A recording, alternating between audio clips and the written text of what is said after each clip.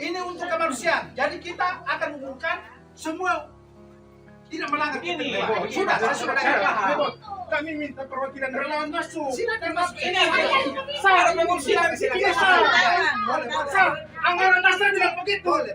Musmat itu juga menghadiri relawan sampai di dalam. Oke. Batal dengan janji. Sudah. Tidak jadi ini musuh. Sudah. Batal di musuh. Sudah. Ya, Kita harus selesai. Ya. Sama masuk. Sebentar. Musyawarah Kota Palang Merah Indonesia Kota Kupang yang diselenggarakan di kantor PMI Kota Kupang, Selasa 28 Februari nyaris ricuh. Mempertimbangkan keamanan, panitia terpaksa menunda muskot tersebut. Muskot itu dihadiri pengurus PMI NTT dan Kota Kupang, serta relawan PMI.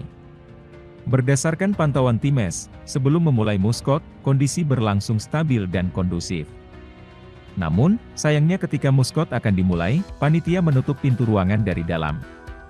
Hal itu memantik amarah dan suasana menjadi memanas. Pasalnya, tidak ada perwakilan relawan yang masuk dan mengikuti muskot di dalam ruangan. Sikap menutup pintu oleh panitia muskot tersebut memicu amarah relawan lantaran terkesan tak diizinkan masuk mengikuti acara itu. Di sisi lain, muskot tersebut berlangsung tak sesuai tahapan dan prosedur yang berlaku. Pasalnya, dalam mendapatkan ketua pengurus PMI Kota Kupang, harusnya dibuka proses penjaringan kandidat. Sayangnya, hal tersebut tidak dilakukan oleh pengurus. Akhirnya, relawan dan pengurus PMI bersitegang. Relawan meminta untuk masuk dan menuntut agar muskot tersebut ditunda. Florence Golzafes, salah satu relawan PMI Kota Kupang mengatakan, muskot tersebut wajib ditunda karena tidak berlangsung sesuai tahapan yang berlaku.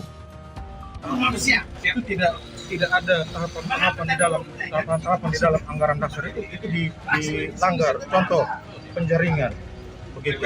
Penjaringannya tidak secara transparan dan terbuka disampaikan, artinya menutup kesempatan untuk semua orang yang mau mendedikasi dirinya untuk palang merah ini tidak diberikan ruang. Tiba-tiba datang saja langsung muskot begitu. Jadi memang ini sudah didesain semua.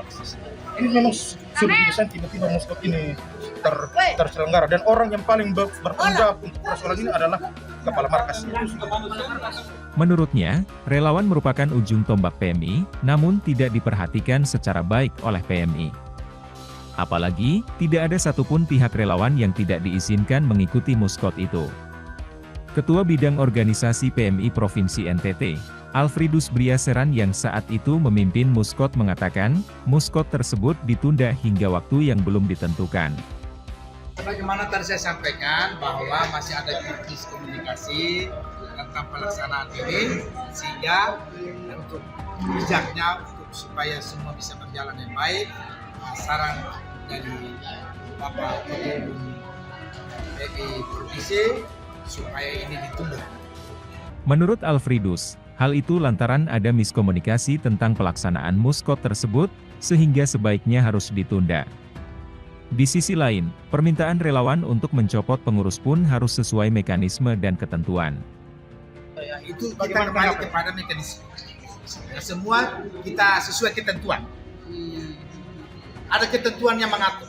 Kalau ada sesuatu yang dilanggar, pasti ada di punya punishment.